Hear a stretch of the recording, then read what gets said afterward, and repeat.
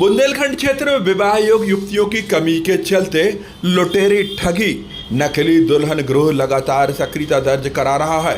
ऐसा ही एक मामला दमोह जिले के हट्टा अनुविभाग अंतर्गत सामने आया है, जहां पर एक सप्ताह पूर्व कुमारी क्षेत्र में इस गिरोह के सदस्यों ने एक दुल्हन का विवाह कराया और उसके बाद यह वहां से चंपक हो गई। वहीं इसके बाद में हट्टा क्षेत्र में इसका विवाह कराया गया, लेकिन पहले ही रात में इसके द्वारा जिस तरह से सोने के जेवरातों की पहनने की डिमांड की गई, इसके बाद परिवार के लोगों को शक हुआ। इसके बाद उसने भाई के एक्सीडेंट का बहाना बनाया और परिवार के लोगों ने पुलिस को सूचना दी।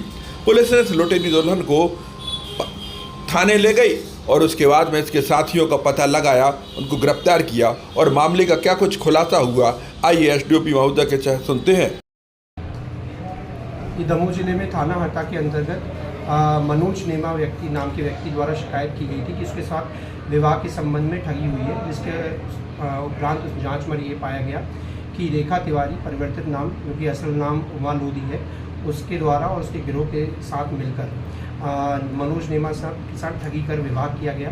एक कूटरचित दस्तावेज, स्टैम्प पेपर और फर्जी आधार कार्ड का यूज़ कर जो उसके नाम पर नहीं था, उसका यूज़ करके उसके द्वारा उसके साथ विवाह किया गया। और विवाह के अगले दिन ही वह अपने घर जाने की बात करने लगी और अपने भाई का झूठा एक्सीडेंट की बात कही। तो उस संबंध में जब तस्दीक की गई तो उसके ये दस्तावेज चेक किए गए जो कि झूठे पाए गए। उस पर से इनके जो गिरोह है उसमें मनोज सोनी, मोहित सोनी और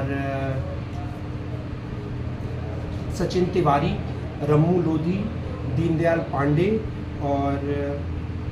पांडे के विरुद्ध अपराध पंजीबद्ध किया गया। धारा 465, 67, 468 और 471 में 120B में अपराध पंजीबद्ध किया गया। हमें ठगी की गई है उसका खुलासा हुआ है और एक और पुलिस के संज्ञान में आया है जो कुमारी थाना क्षेत्र में सगौनी में जो उनके द्वारा ठगी की गई है, और एवं विवेचना में अन्य ठगियों का पता करके से देने का प्रयास किया जाए।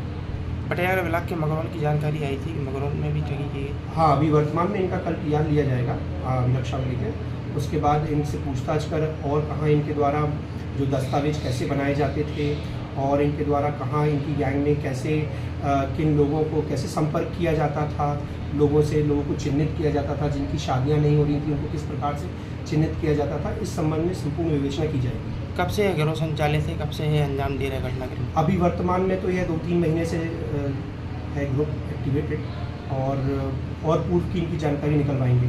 क्या और आधार कार्ड टेम्परिंग की जा रही है इनके द्वारा? हाँ, इसके संबंध में भी कोई हाँ, इसके संबंध में 471 कूट रचना और इन संबंध में धाराएं लगाई गई है। तो जहाँ से ये कूट